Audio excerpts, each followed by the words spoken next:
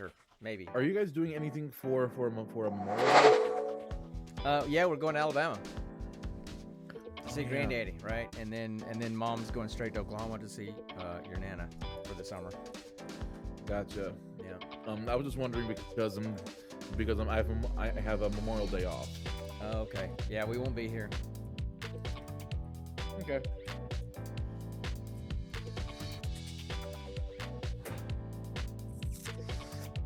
I'm just posting to the socials. Of course.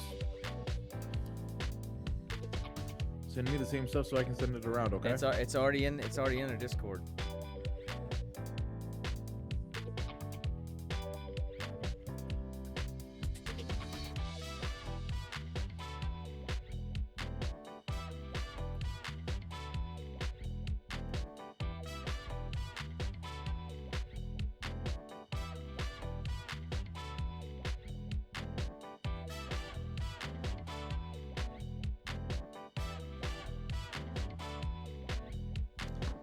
Get all this stuff posted up, and then we'll go.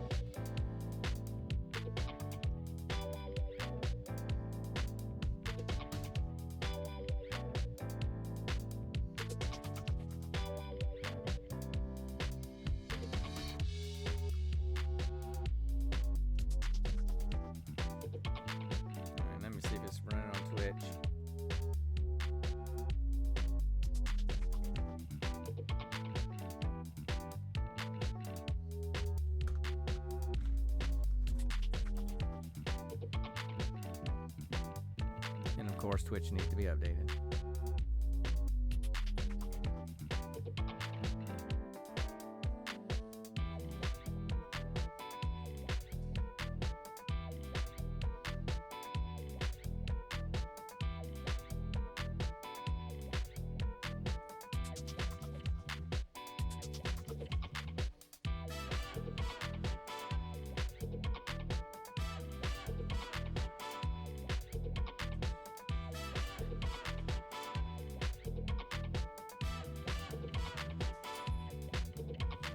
Well, looks like it's running. We're not dropping any frames yet, so that's good.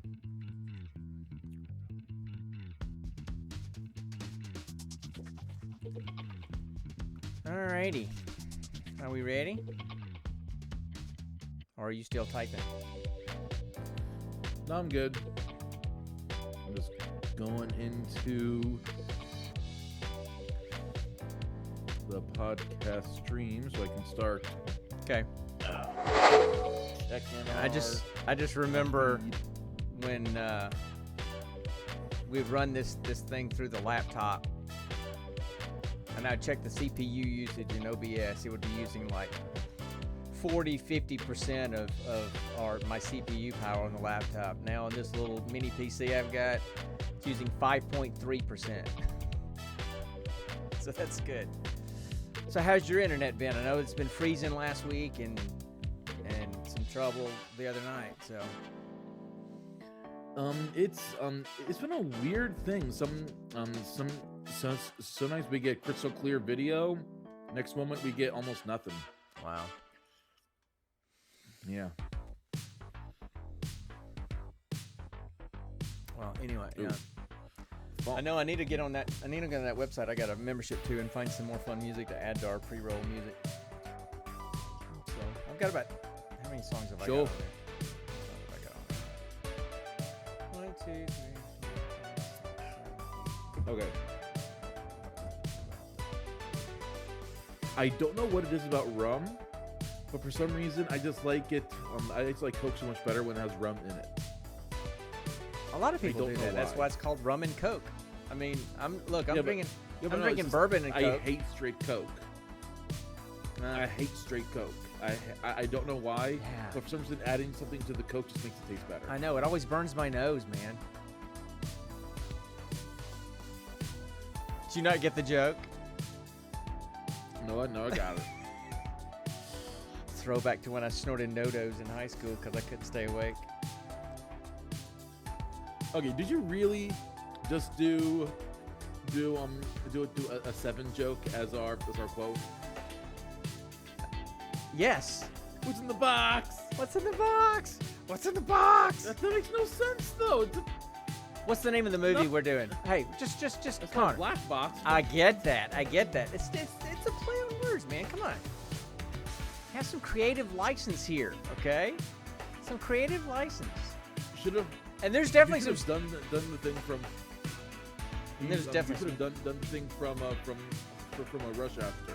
Well, he is me and I am you. Anyway, and there's definitely some stuff in this box in this movie. So come on. So, anyway. I mean, considering the woman basically Frankensteined her son. Yeah, we'll talk about that later.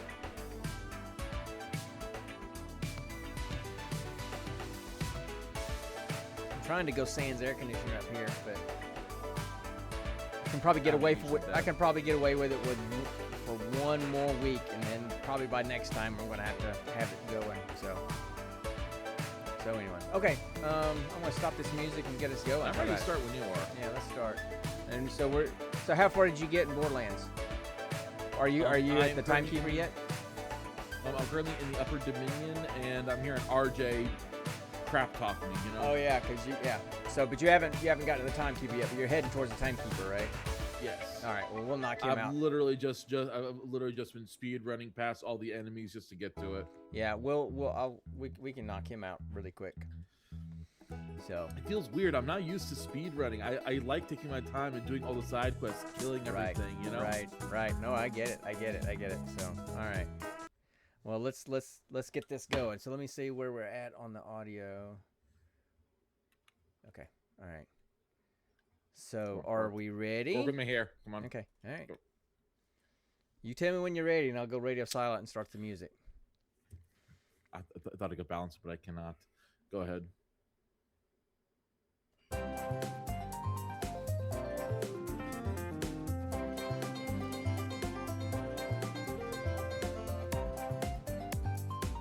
If you guys listen to the audio, could only see my son dancing on the other screen.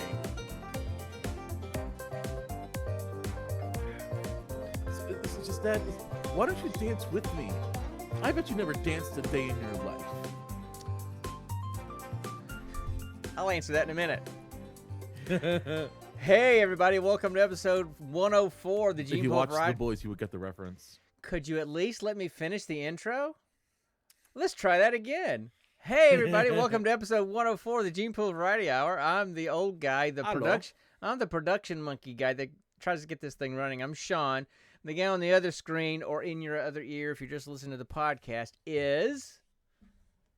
This bearded boss and salacious hunk is known as Connor, also known as Quillmeister. Okay.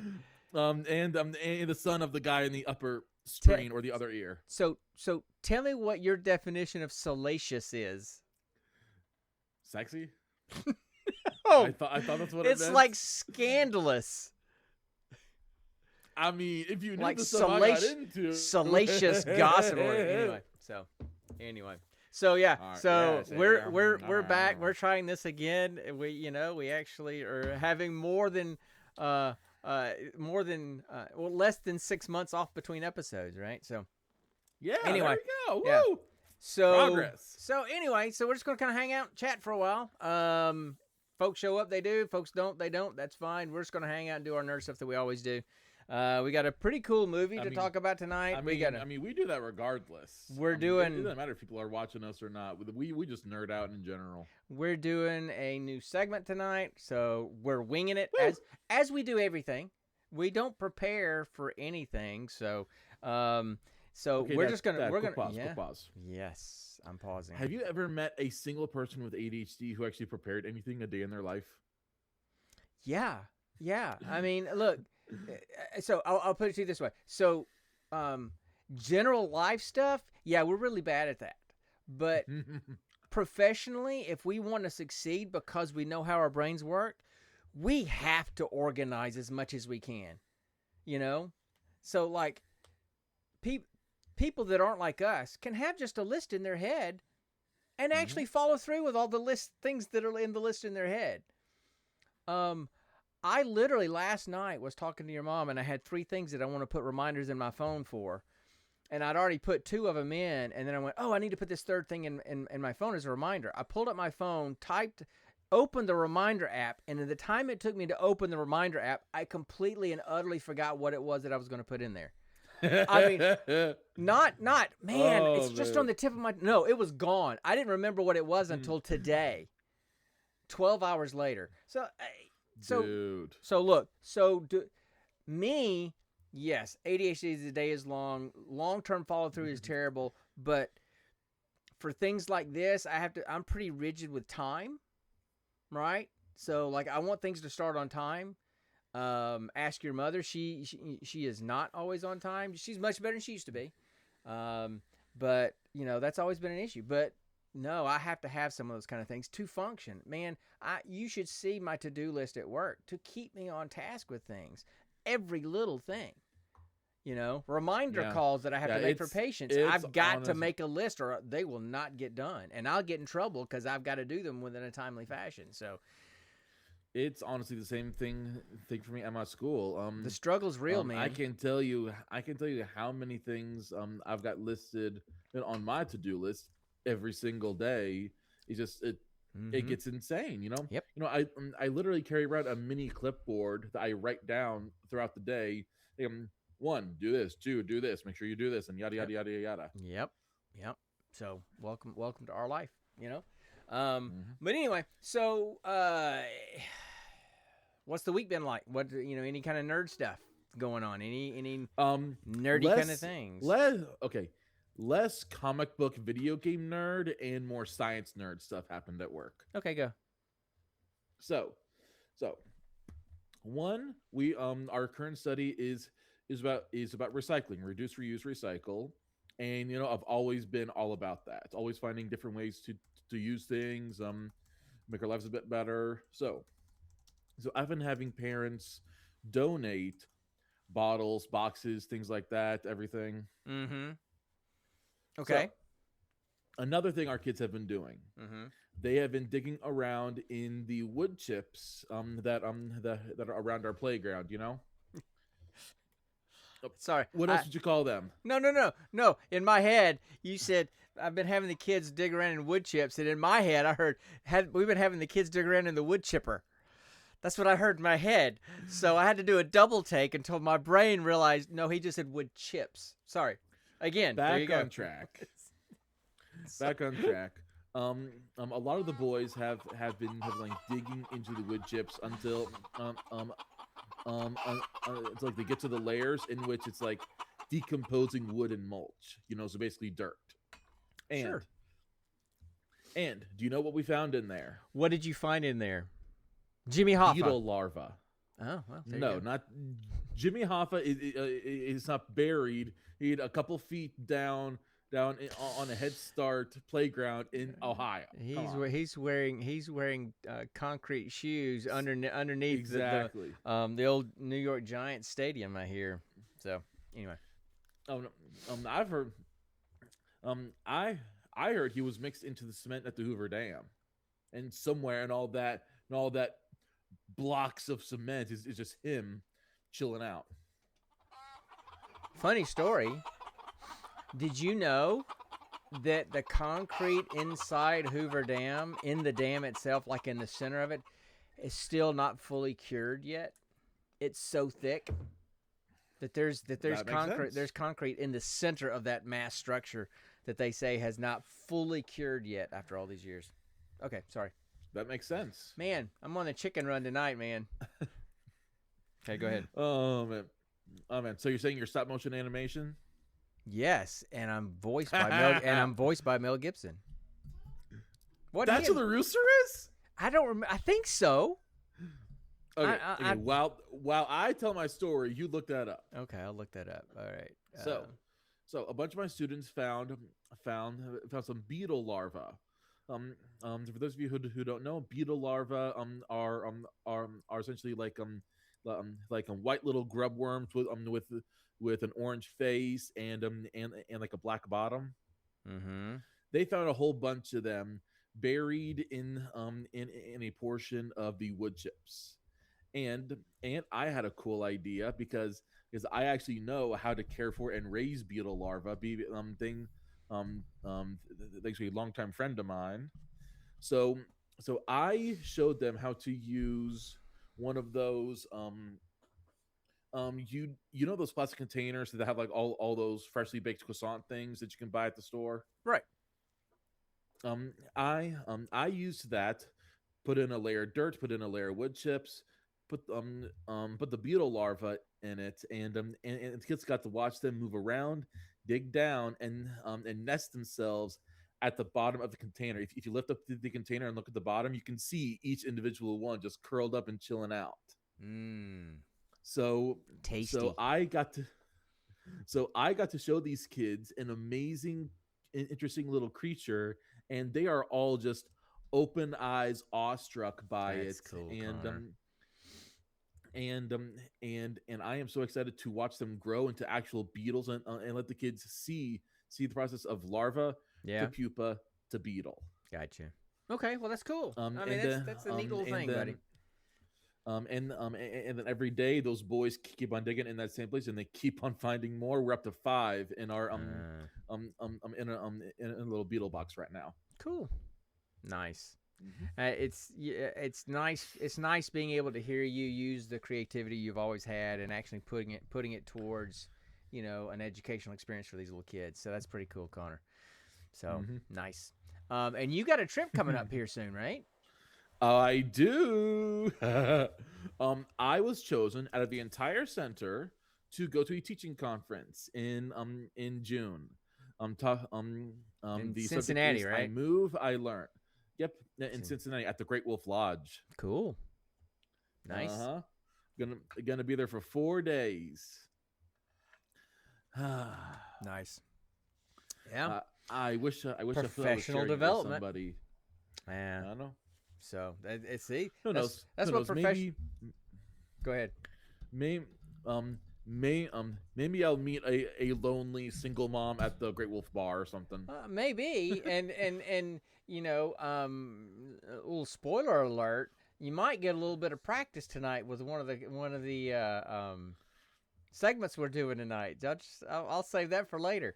So anyway, as far as me, look, I got nothing going on. I mean, I work every day. I go see patients every day. I do love my job, but it's and obviously I can't talk about my patients, but anyway, but we are. You can you can't talk about the I'm trying to figure out the right words. You're able to talk about the feeling of reward it gives you. Yeah, right. But I mean, I work with veterans with trauma. I'll just leave it at that. So, and you make them better. That's a great thing, Dad. Don't sell yourself short. No. I don't make them better. I don't make them better. You help them get better. They make themselves get better. They do the work. Give them tools. Right. I'm the backseat driver on the school bus. They're driving. I just tell them what direction, whether they should turn left or right, but they do the work. So. I mean, it's kind of like you're the navigator, right? Because without the navigator, they wouldn't know where to go. You've heard the old psychologist joke. You've heard me tell the old psychologist joke. Super corny, but I say it all the time. How many psychologists does it take to change a light bulb? Only one, but the light bulb has to want to change. I mean, come on. So anyway. But no, I'm trying to give you a compliment here, Dad. I'm not going to go into a lot of detail, but, I'm just going to say we're moving to a, nationally, the entire VA system, the entire DOW system is moving to, a unified medical record system. And, let's just say that transition has been a challenging adventure. I'm just going to leave it at that and move on. Sounds so fun. It's been really frustrating. But nerd wise, not a lot's going on. I've been playing a lot of Borderlands 4. I finished up the campaign. Finally, I got you into it. I finished up the campaign with Vex. Got her maxed out at 60, and so I'm kind of just doing in-game stuff. I've done 2 of the 3 vaults, but I haven't found all the vault keys for the 3rd one yet. Question. Yes. Answer. Have you started in any of the like Ellie Moxie DLC yet? Oh yeah, I beat Ellie's DLC. Yep, already beat it. What's up, Riley? Hey man. So yeah, I beat the Ellie DLC last weekend. So how is bad. it? I've hearing kind of mixed things about it. It was good. The boss was okay. The final boss was okay. I mean, but at that point, like I told you, I'm running 4 bod shotguns, 1 in each, and I've got extras. But I've got of course I got kinetic, I got corrosive, I got radiation, I got shock, and I've got incendiary. So I've got 1 of each kind. But my Vex build is built into. I miss slag. My Vex build is built into incendiary a little bit, so of course I'm using that shotgun a lot, and then I just like radiation. I just like that one, so I run those 2 mostly, and a level 60 bod with Torg stickies. Yeah, it kind of melts things, so it wasn't the boss wasn't very challenging, but the story was interesting. It was kind of. It was sad. There was some sadness in there, and there was some pain going on. It was kind of a good story. So I enjoyed the story more than the final boss. Isn't it about Ellie trying to find her dad or something? Yes, that's part of it. But then there's other stuff too, and you get a lot of backstory between Ellie and Moxie, because Ellie is Moxie's daughter, right? I know that. And so then at the end, after you've beat it, and you keep going back to the inn where what's his name is the really creepy tall skinny guy. What's his name again? Mancubus. Mancubus. You keep going back to his inn, and they're there. They're just kind of standing there. Hold up. Pause. Riley, you didn't know that Moxie was the mother of both Ellie and Scooter? Yeah. Uh-huh. So may Scooter rest in peace. But anyway, R.I.P. man. So, catch a ride in the sky. That's right. Well, very good. But every time you go into the inn, Moxie and Ellie are off to the side, and every time you go in, they're having another piece of a conversation where you're getting more and more backstory between them. Yeah, go take a piece. So anyway, it's good. I enjoyed it. I enjoyed hearing all the story parts.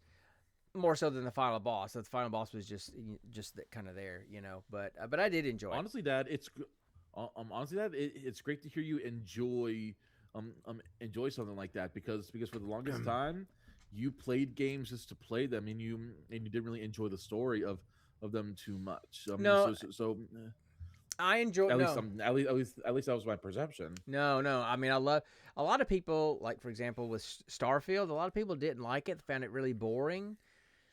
I mean, the storyline was the storyline was not the best campaign storyline, but I thought it was pretty good, and I thought the relationships between the characters was pretty good, and the people that I've seen complain so much about Starfield, it felt so open I couldn't really do anything. And it felt so open that I felt stuck. Right. I didn't know where to go. Right, and that takes a little while. It's a slow startup.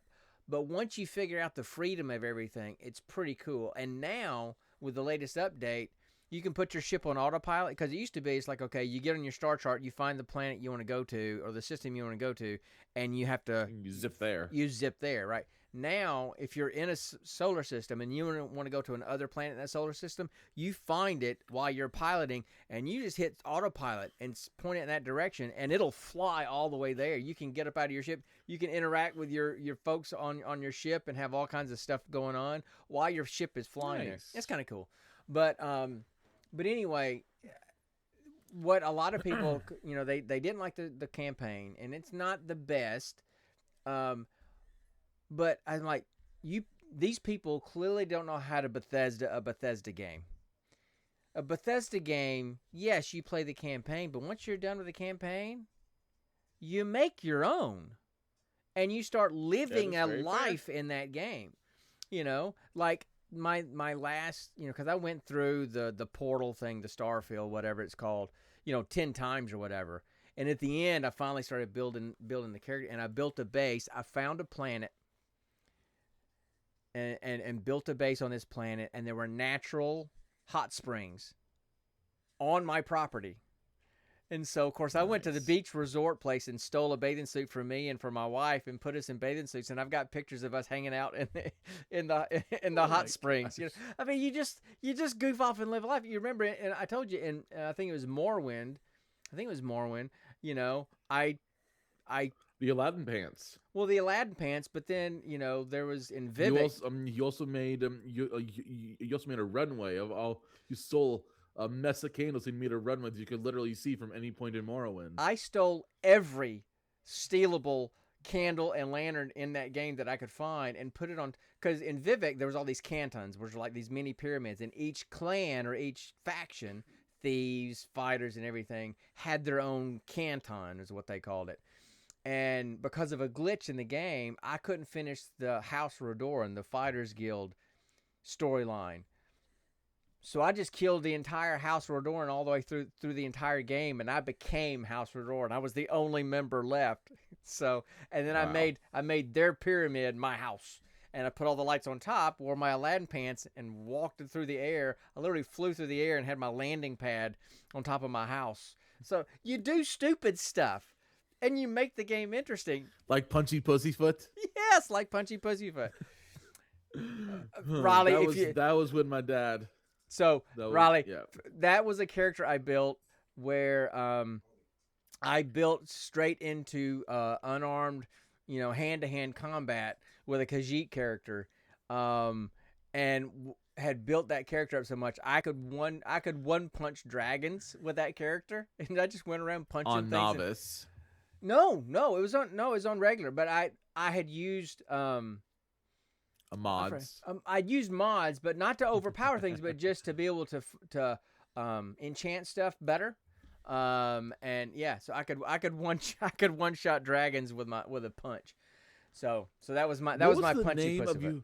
What was the name of your vampire character that you gave the only that you gave the only fork and knife weapon in the entire game, and that's what you used, and you just ate everybody? Oh no! It's he was a vampire. He was a vampire. I can't remember what his name was. That's what I said. But there was a fork and a knife in the game that you could actually pick up and take, and you could actually enchant them. So I enchanted them with like life drain and fire, and I just went around and killed people with my knife and fork, and then would feed off of them. In Morrowind, though, I made an Argonian character and lived the life of Gollum. I found a cave. I lived in a cave, and all I did in the game was sneak around and steal everybody's rings. And lived in a cave with a bunch of rings. Yeah, it's just stupid stuff, right? So that's how you play. That's how you play a Bethesda game. Yes, you play through the campaign and you beat everything, but then you live the life there. That's where all the fun is. So anyway, now, yes. if we're talking BioWare, you play that game and you replay it until you've replayed it so much you can recite the dialogue verbatim. Yeah. And I mean, and that's what I love about those games. Right. And that's I mean, for life. I did that with Mass Effect 1, 2, and 3. I played them. Well, I didn't play them as much as you did, because you probably played them all the way through, probably at least 5 times each. I did not. So I played through 2 and 3 multiple times. I only played through 1 the one time to set up the premise for 2 and 3. Gotcha. It's just the play style of 1 compared to 2 and 3 is so vastly different. Yeah. I couldn't go back and replay 1 after I've experienced the better version in 2 and 3. It's why because I started with because I started with Borderlands 2, I couldn't go back and play the original Borderlands because of how janky everything felt in that one compared to Borderlands 2. Right. Well, anyway, so that's kind of what we've been up to. Connor and I are going to finish up the campaign in Borderlands for him. I've finished it. We're going to finish that up when we get done tonight with this. But hopefully. It will probably take us 30 minutes. Where you're at, I just hope I'm not too tired. You better not be, because I want to play and I want to help you finish the campaign so we can do the after game stuff, the end game stuff. But yes, anyway, sir. so we're trying out some new segments. We talked about them last week, right? And A couple weeks ago. And I'm trying, right, a couple weeks ago, last episode. And I'm trying to use AI to come up with some little jingles for all these new segments. Haven't settled on anything that I like yet. So we're just going to use our normal geek question segment until we. But anyway, so what we're going to do tonight? Here, let me just go ahead and play it. Where is it? There it is. I want to ask you a bunch of questions. And I want to have them answered immediately. Wait a minute. Before we do this, why are you drinking out of a Tupperware lunchbox bowl? No, I'm drinking the excess water from the ice. Okay. It looked like Connor was drinking out of a casserole dish over there or something. I'm like, okay, you've had too much to drink already. You're drinking casseroles. Anyway, so so we rolled at random last week. Which one of these? We got these Correct. 5 new segments. We rolled at random, and we rolled, and we landed on the Build a Character Workshop. So that's the segment we're doing. And the whole idea behind Build a Character Workshop is we're going to just do some random stuff as why would we prepare? Where one of us is going to create a fictional character based on some random prompts, usually by ChatGPT. And then either argue about the traits, the backstory, choices, or whatever. Or, like, for example, build a superhero that nobody would trust. You got to kind of build that character and explain why nobody trusts him and all that kind of stuff. So that's kind of what we talked about. But I threw something to Connor before we went live tonight about another idea, and he's like, yeah, let's go with that. So let me find where I put that. So what we're going to do is we're going to do a little bit longer one, a little bit longer prompt, and we're going to role play it a little bit. What are we going to do? Connor is the more creative ad-libbing kind than I am. So I'll be feeding off of him. But so here's what I came up with, Connor. Here's your prompt. That sounds a little sus, Dad. Here's your prompt, okay? You are a retired supervillain trying to re-enter the dating scene while hiding your still active doomsday device, which keeps offering you unsolicited advice. So you are a retired. I'm a retired supervillain. Yep. I'm entering the dating scene again for the first time in a while. Yep. And my doomsday device is somehow still active, sentient, or connected to the internet. However you wanted to do it, right? And but that doomsday device keeps giving you unsolicited advice.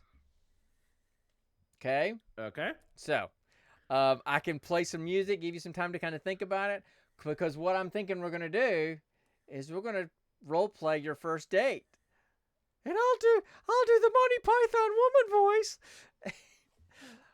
But I'm also going to be your doomsday device and give out your unsolicited advice. And you've got to roll with it. All right, let's do this. Okay, so let me give you some time to think about it. Go. Give you some time to think about it. This should be interesting.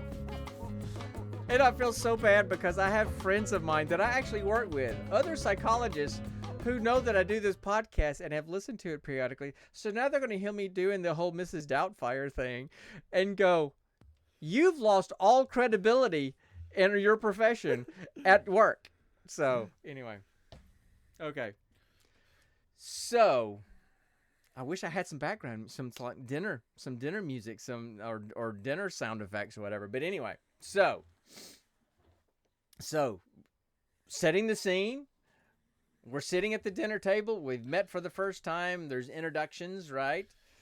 Is it okay? Is it nice restaurant, casual restaurant, speed dating? I'm rolling with you. You set the scene as you go, and I'll roll with it. All right. So first off, character. Now you're a supervillain, retired supervillain. Oh, I know. The name is Dr. Archibald Mandible. Once I was a leading entomologist, but then I discovered a pheromone that would give me control over the world's insects. I once tried to release this pheromone so I could wreak havoc, a new plague upon the world. But I lost my funding, and I have the equipment. I don't have the ability to actually release it anymore. So I'm retired. I'm trying to get back into the world of entomology because I made all kinds of discoveries that could revolutionize the field. But just because a man one time releases giant dung beetles, he said something that's all he's remembered for. But I'm trying to reinvent myself. Okay. Well, can I call you Archie? Oh, yes. Or Yes, my mother used to call me Archie. Or Mandy or something? I can't remember Dr. Archibald bullies used to Mandible. That's a lot of bullies words. used to call me Mandy Mandible. Mandy, Well, okay. That was not. I'll call you. It was not a nice type. I'll call you Mandy then. My name's Berta. Berta Weathersby. Berta. Very nice to meet you, Berta. Yeah, I'm a retired school teacher. I'm trying to talk to you, and you're not even letting me talk. This is the first date. You should let the lady talk.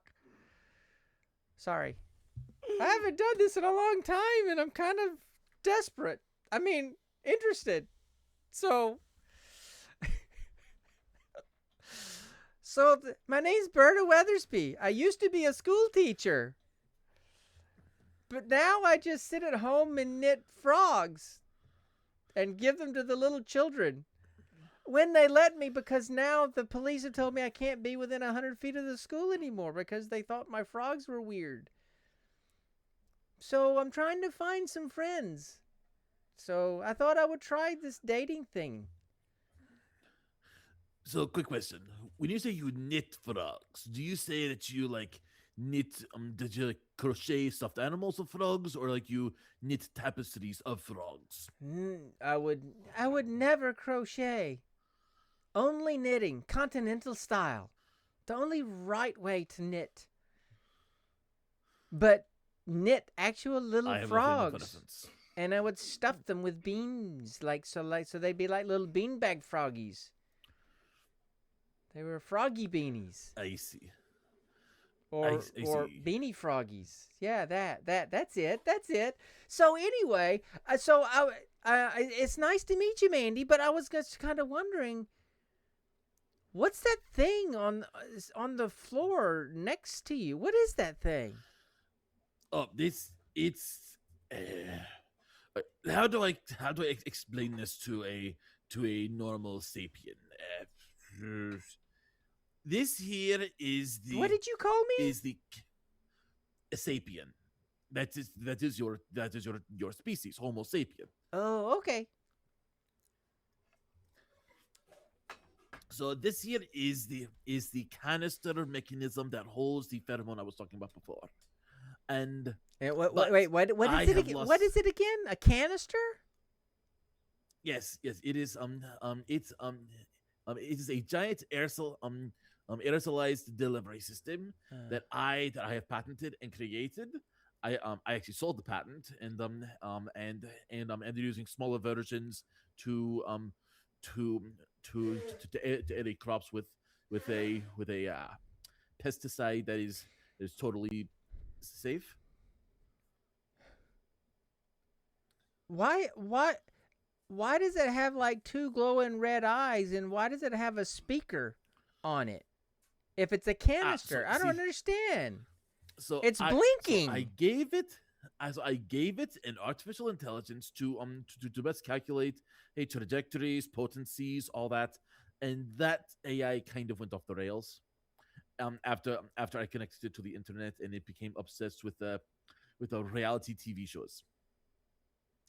Oh, okay.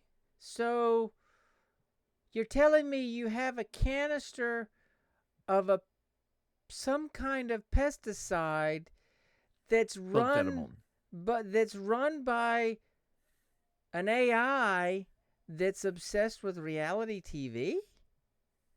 That is correct. How interesting. Thank you. Tell her Quick she's pause. got pretty feet. Tell her she's got pretty feet. It also got onto it also got onto some very, very vulgar 18 plus subreddits, and I can't seem to figure out. I can't, because it keeps on changing the password. I can't deactivate it. So it's basically just a giant can of farts right now. I'm not a fart. You're a fart. Ask her if she won the disco ball. If she won the disco, if you had a mute button, I would shove it up your digital arse right now. All right. You've lost the immunity idol. You're in danger. We're going to vote you off. I am sorry, but I am sorry. Let us just continue our conversation. So, knitting little frogs that got you arrested and flagged by the school? Do you have one of these frogs so I could possibly examine it? Actually, I do. Hold on one sec. Here. This is my favorite one. It's like purple and green. I call it purple and green. Berta, I think I know why you've been flagged to not go to schools. Why? This is abnormally large and graphic genitalia. It's Sapient anatomically human correct. It's Not anatomically on correct. Frogs don't have a shaft and a tip and balls. They have an entirely different organ. Most of the time they're hermaphroditic. They have both. Well, if I have to be honest with you, your AI isn't the only person that's gone into the deep dark places on the interwebs.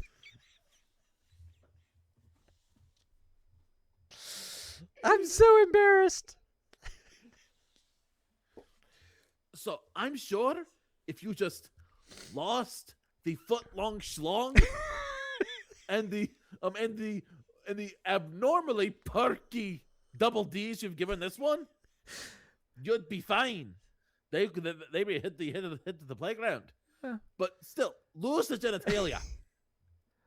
Okay, I'll try that, but I don't know. It's kind of cool looking.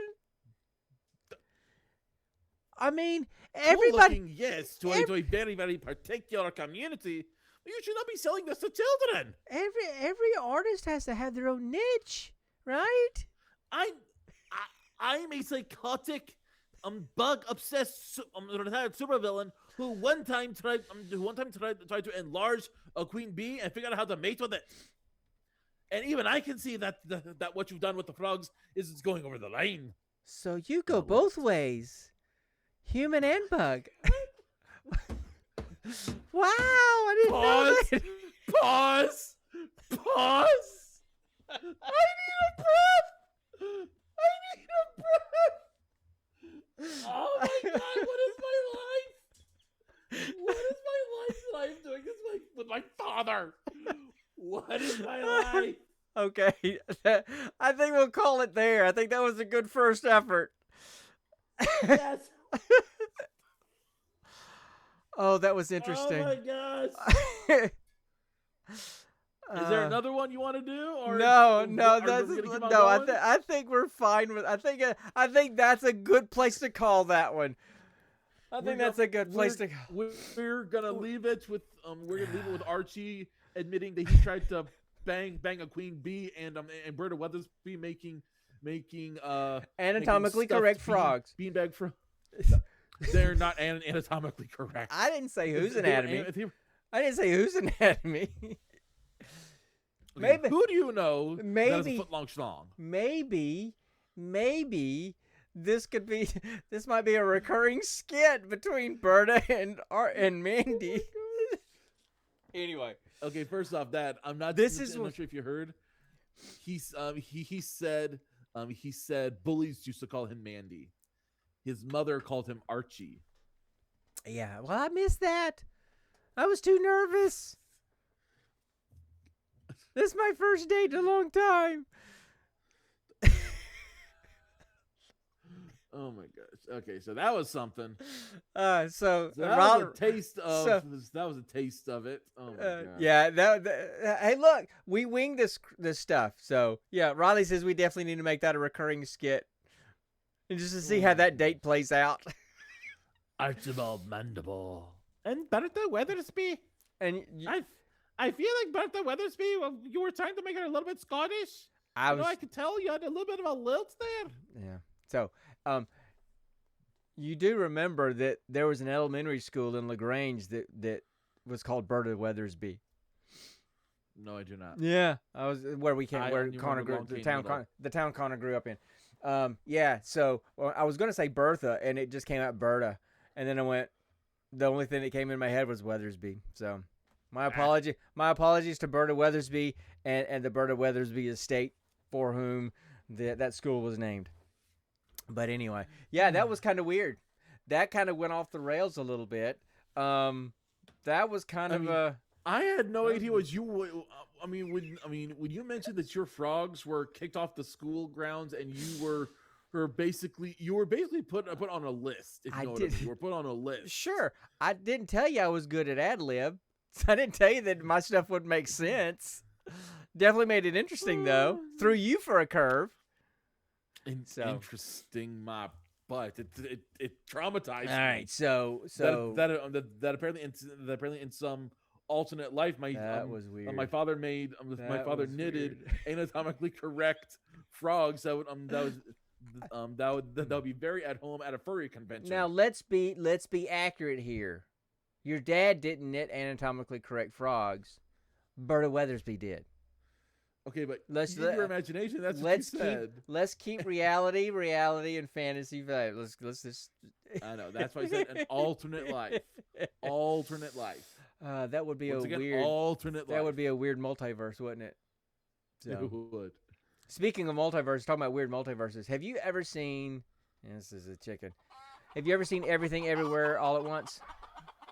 With the guy that played Short Round. Yeah. Yeah. No. Oh my gosh, it is.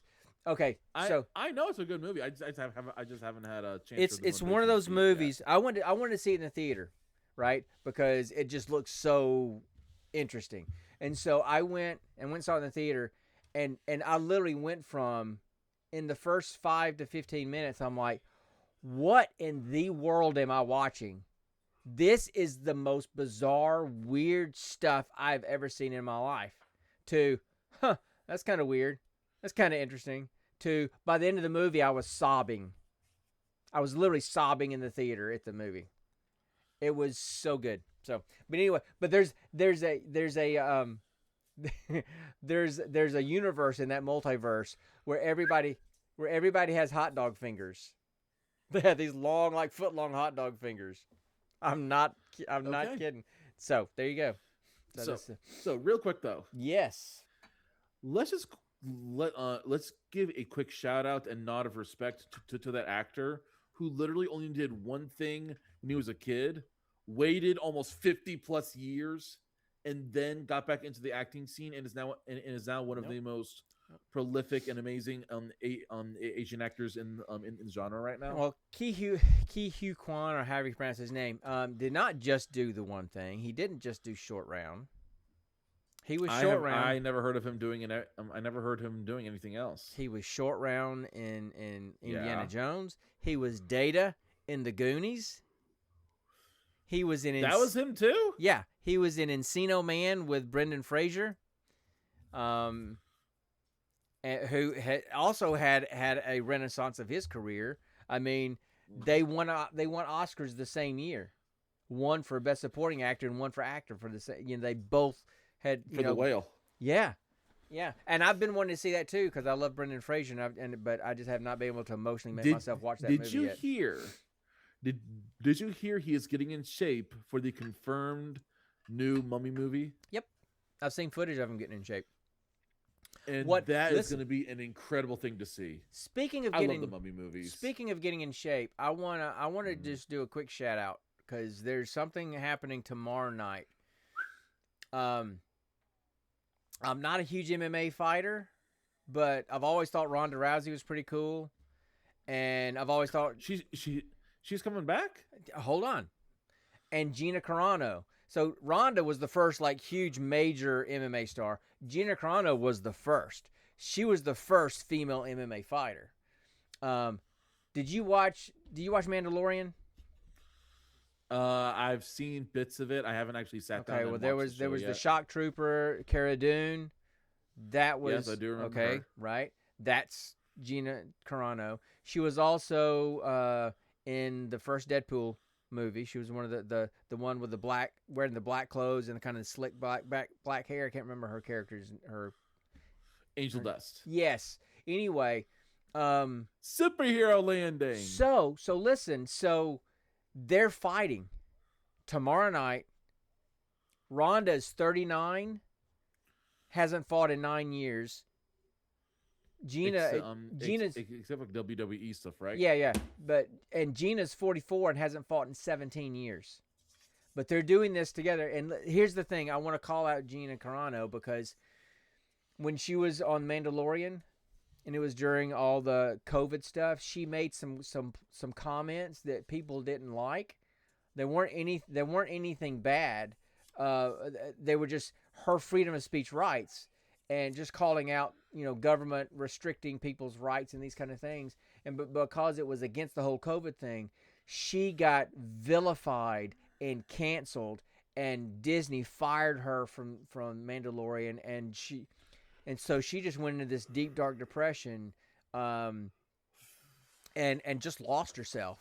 And Rhonda tells a story of, she said, I'm sitting here 9 months pregnant. She's got 2 kids now. She said, I'm sitting here 9 months pregnant at the doctor's office, and I see Gina on TV, and I just see her not healthy, not doing well. And I said, hey, let's fight. And so they've been planning this in secret for over a year and a half. And they had their official weigh-in today. Okay? And it's a 145 weight class. So Rhonda came in at 142. Gina came in at 141.4. So they both came in underweight. But then Gina afterwards put up a picture of herself, and she says, this is kind of I'm kind of putting out my vulnerability here. She said, came in at 141 pounds. I lost 100 pounds to do this. So she's been working for 18 months because she lost all respect for herself and lost everything and went in this deep, dark depression and gained all this weight. And she says, I have spent all this time, I've lost 100 pounds and worked hard to get back here. She says, to her, it doesn't matter what happens tomorrow in that fight, right? And I just want to give her props. And she says, because somebody asked her about it in the press conference, she says, I would still do it again because we should have our free speech rights and people shouldn't be canceled. Even if it's speech that you don't like, our country's built on free speech and people should have the right to free speech. And so I just think it's cool. And oh, by the way, she had a lawsuit against Disney and won. So Disney had to fess up that they treated her wrong and violated her contract and stuff. So just we're talking about the weight loss or something a while ago. I don't know how it's got on, but I just wanted to throw that out there, that just props. So I'm going to watch it. I mean, it's like when I watched Mike Tyson come back at 60. It wasn't much of a fight, but I was going to see it. I'm going to watch that fight tomorrow night. So anyway, just a side. Who was Mike Tyson fighting? It wasn't Logan Paul, was it? Yeah, yes. Or Jake Paul? One of the Paul brothers, yes. So yes. So it wasn't much of a fight. But anyway, and to be honest with you, even though I would root for Gina to win this fight tomorrow night, I think Ronda's gonna beat her. I think Ronda she's younger. She looks in better. I mean, they both look great, but Ronda looks like one big muscle. Just everything's tightly wound. And she's got she's got that arm bar. I think she's going to take Gina's arm bar and put her in the arm bar and knock her arm out of socket. I think that's what's going to happen tomorrow night. Yeah. Hasn't Ronda Rousey been making a name for herself in like the WWE or something? She did, and then she retired from that too. Turns out she'd had multiple head injuries, multiple concussions, And her doctor said, if you get another one, you might not come back from it. So she finally retired from that. So anyway, so she's doing this one last fight, and she's promised her husband and her 2 kids she'll never fight again, but she's going to do this. She said, because the only person I'd come back for is Gina. Because everybody always, through the years, everybody said those two need to fight, and never had a chance for it to happen, so they're making it happen. So I just thought that was kind of cool. So how about we talk about this movie? I'm right there with you. So awesome movie. So it's time for the next segment of Roll for Credits. Woo! My notes here.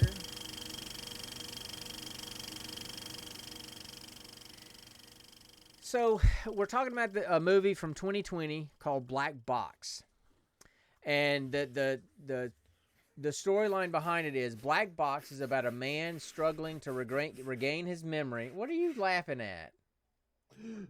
Nothing. Just my messed up perverted head making a joke in my head. I'll tell you later. Yeah. Tell me offline. So anyway, Black Box is about a man struggling to regain his memory after surviving a tragic car accident.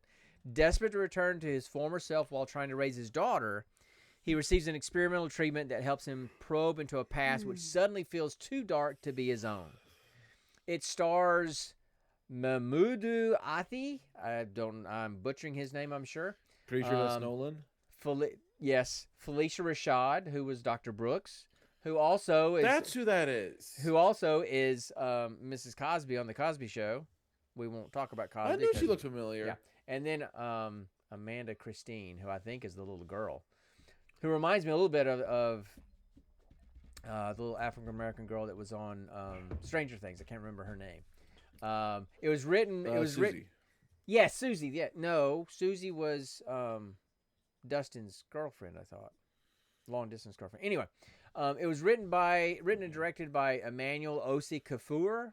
I'm not getting that right, I'm sure either. But I don't know these people. But he's directed episodes of The Recruit, which is a show I like on Netflix. He's directed episodes of Shogun, which is a fantastic show on Hulu. He's directed episodes of Star Trek Discovery. It's over on Paramount. So he's done some decent things, and he definitely did some decent. I thought he did a really good job directing this movie.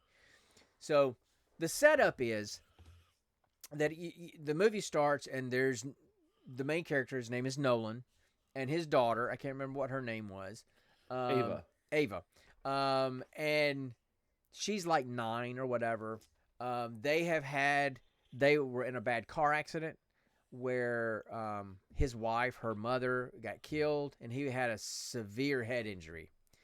And so now he has severe memory issues and forgets things all the time and has to have notes everywhere. Ava kind of takes care of him, tells him what time it is, where they've got to go because she's got to go to school. Tells it, so she's kind of taking care of him.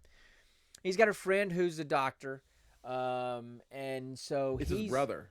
Is it his brother? I couldn't remember if it's his brother or not, or just a friend. But anyway, yeah. So Ava calls him Uncle Gary.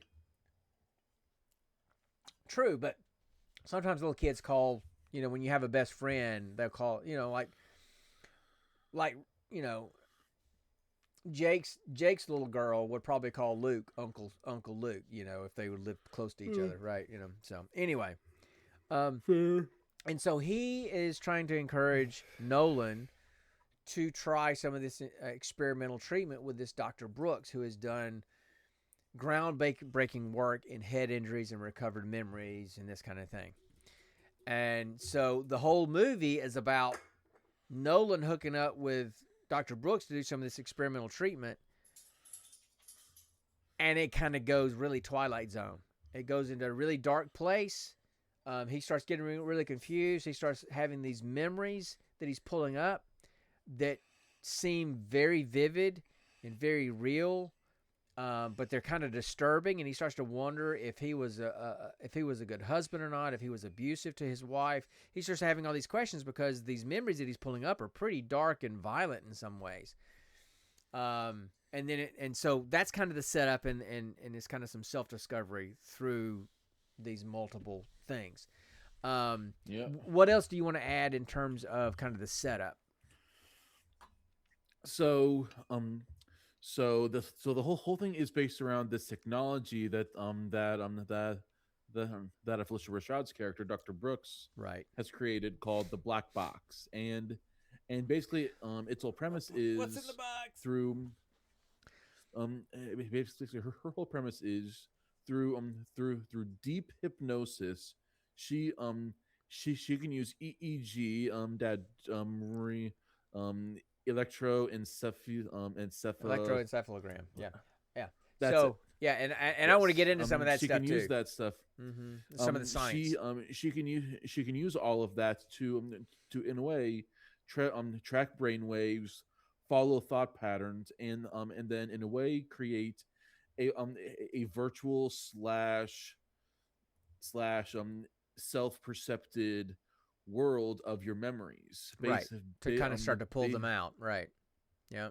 Basically, she's wanting to try and recreate that sensation of your life flashing before your eyes. Right, right. That's the kind of the way she described it. That when you had that life flashing before your eyes before you die, she said this is kind of doing the same thing, but you're kind of in control of it a little bit.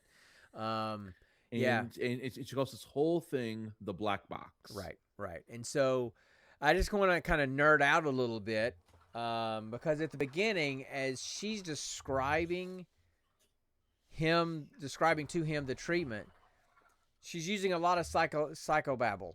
Not psychobabble, a lot of psychological lingo.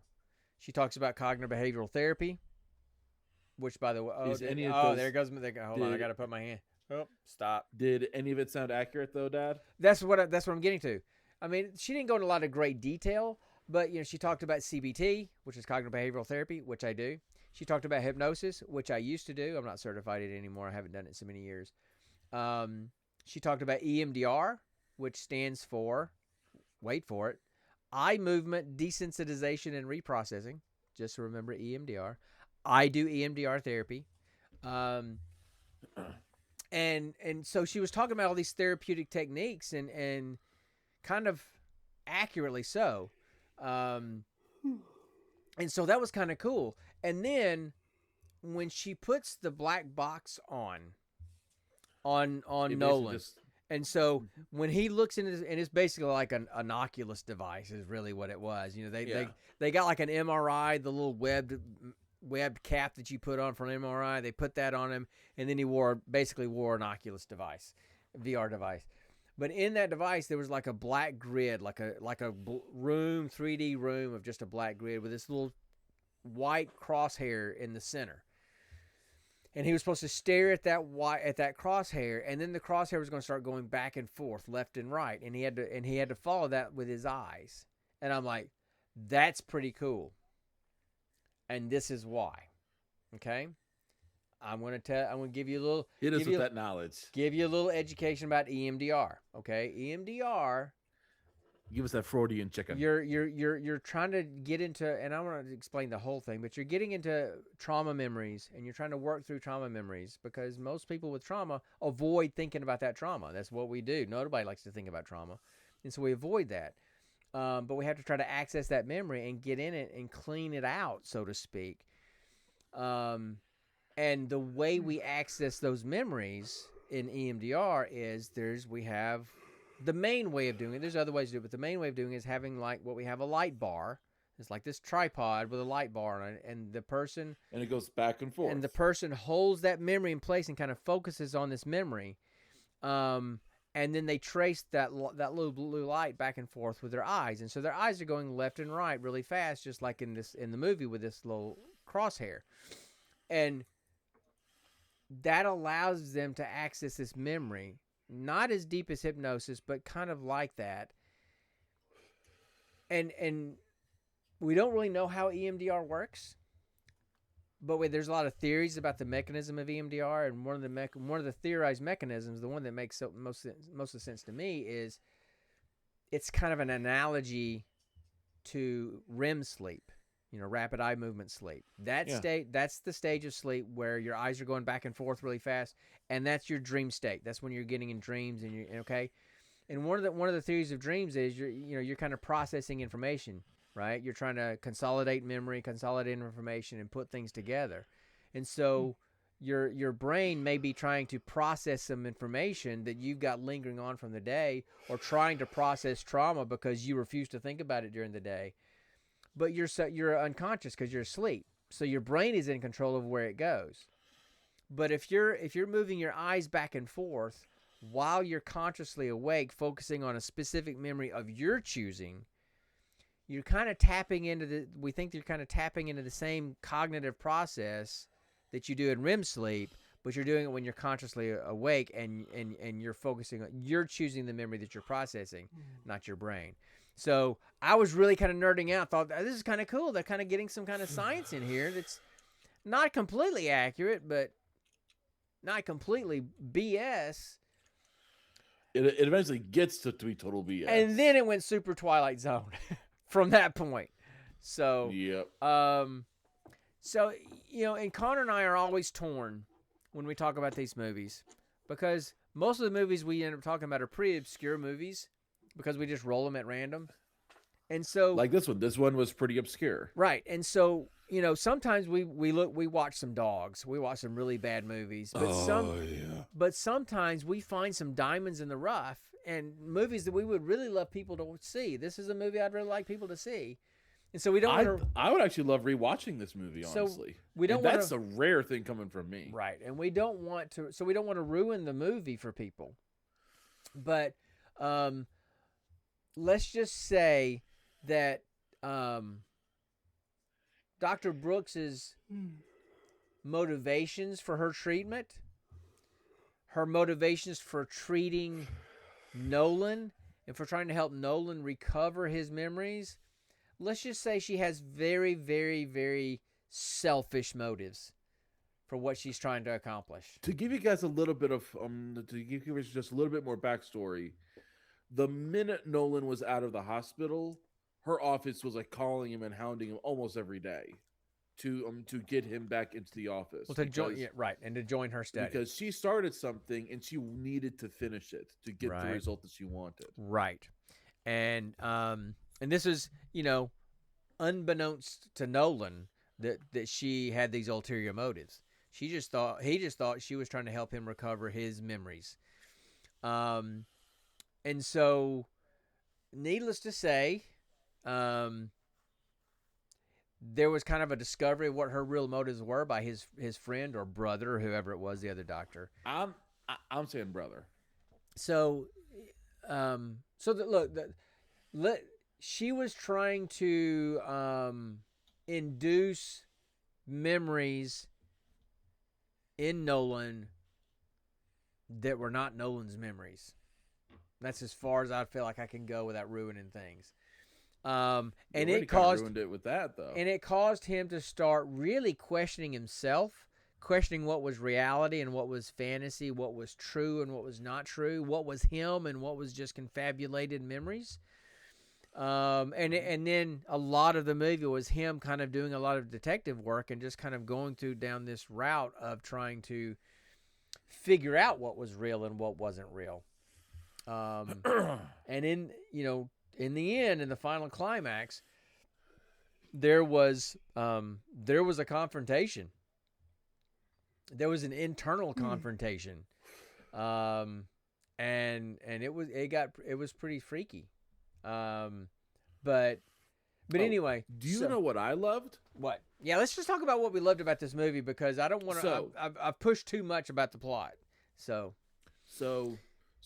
this is out of curiosity. What was that term she used when the faces were all blurry? Phasma something. No, I think no, this was prosopagnosia.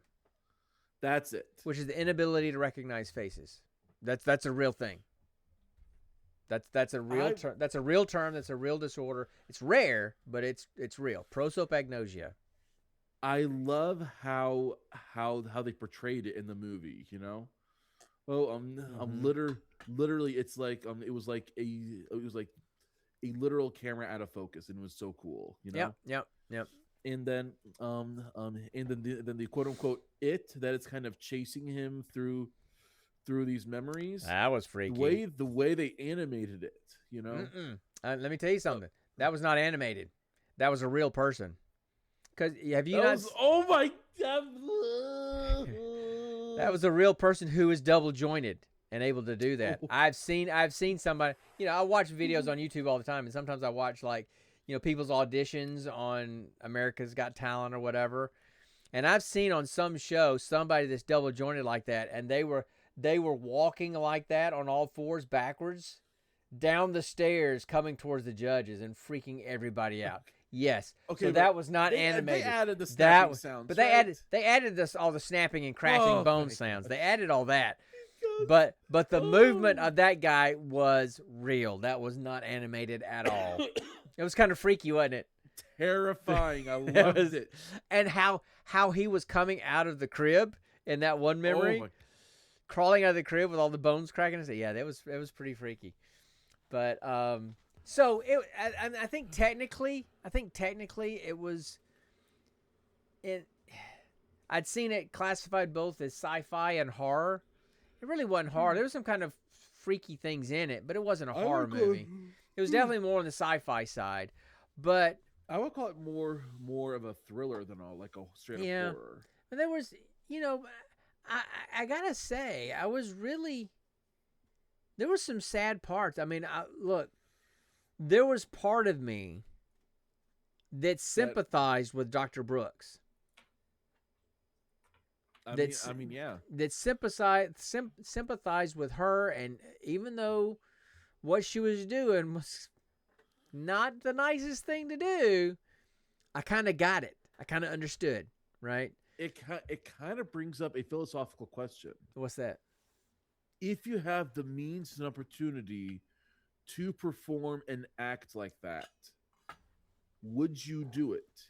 If I'm not saying if you were given the opportunity, if you yourself had the ability to create what she did and do what she did, would you do it knowing what the consequences would be? 100% no. 100% no. Nope. Because what she did was wrong. What she did was wrong.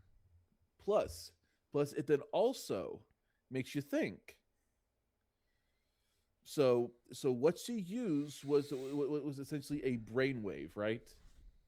Yeah, recorded brainwaves. Mm-hmm. But she was able to essentially pass on a whole person. So that makes you wonder: is that person actually them, or is it just a copy without the soul? It's above my pay grade, dude. Exactly. Yeah. Don't know. Not even gonna try to answer that one. I mean, even in the end, we saw that she had backups of it. She had backups of this thing. Mm-hmm. So it's like she could have a whole army of them if she wanted. Yep. All right. So anyway, I think we've talked about this movie enough without revealing anything too much. I don't think we can talk about it too much more without revealing more. But I would definitely recommend you see it. Definitely. It's I think it's only an hour and a half long. It's not that long. It's on Amazon Prime, so it's easy to find. Most people have Amazon Prime these days, on Prime Videos or Prime Movies. So I would definitely give that a shot. And we've had a few that are like, I had no idea where this was coming from, and it was enjoyable. We've had a few of those, like Gora. I had no idea what it was doing. Vast of Night was fantastic. I liked Radius. You didn't like that one as much. You still say like you that. like Radius. We've had a few that we really liked, and we've had some that were so bad that we liked because they were so bad, and then we have a lot of dogs in the middle. But anyway, so we need to do some rolling. We got to roll for the next movie, and we got to roll for the next segment. So let me roll for the rolling. Let's roll for the next segment. So let's see what I got here. Wind and weather stronger together. Let's see. So Ride. 1, 2, 3. All right. So our random segment for next time is going to be the pitch blackout. I don't know. I don't really know. I don't really get the name of that one. But anyway, so so what we're going to do with the pitch blackout is you're going to have 60 seconds to pitch a terrible or amazing movie, game, or show idea from a random prompt. So again, we're going random. I'm going to give you a random prompt, and you're going to have to, and we'll both do this one, you know, kind of give a random prompt, probably from AI somehow, and we have to create a movie pitch or a game pitch for that idea. All right? So we're doing a sales pitch for some new media, new story. That's what we're going to do. So the pitch blackout is what we're doing, and now we need to roll for the movie. So Sounds good. See. All right, let's see what we got here. So I rolled all my dice here. All right, so I got a 13, which I believe is Netflix. So we're going to watch the Netflix All right, movie this time. Finally got something good. And then I rolled an 8, which is on Netflix. That would be horror. So we're going to watch a horror movie. And then I rolled a 51. So I'm going to go over to Netflix really quick. Let me pull that up. I've got those all saved. We'll pull that up, and I'm going to go to the horror genre section, and I'm going to find the 51st movie in the list. And that's the movie we're watching next time. So y'all hang tight. I'll be right back.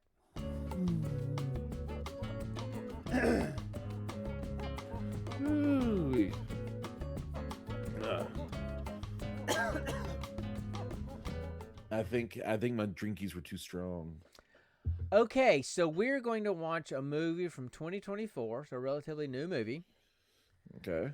Called Time Cut. The tagline is, a high school student accidentally travels back to 2003 and decides to stop the serial killer who murdered her sister. So we have a time-traveling serial killer slasher movie thing. It sounds like it's trying to do too much. Probably, and probably none of them well, would be my guess. So we're going to watch a time-traveling serial killer horror movie called Time Cut, or at least it's in the horror genre. We've seen some horror movies in the genre that were not really scary. Oh, but anyway. This could be fun though to watch this like messed up perception of the early 2000s though. Yeah, so we'll see what that's all about. So that's what we're going to do for next time. We're off next week. It's the Friday before we're going to an every other week schedule on the podcast, so we'll be back that first Friday in June. So until then, everybody have a great Memorial Weekend. If you're living in the United States, if you're listening from outside of the United States, have a happy Friday. Happy Monday. Have a good weekend. And we'll see you guys back in a couple of weeks here on the Gene Pool Variety Hour. And thanks for stopping by, Riley. Thanks for everybody else that's listening on the podcast. And y'all have a great time. And always remember, stay nerdy, my friends.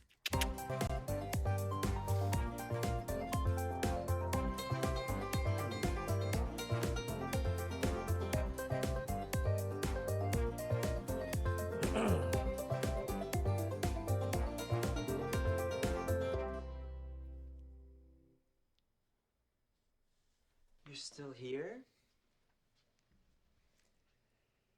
It's over. Go home.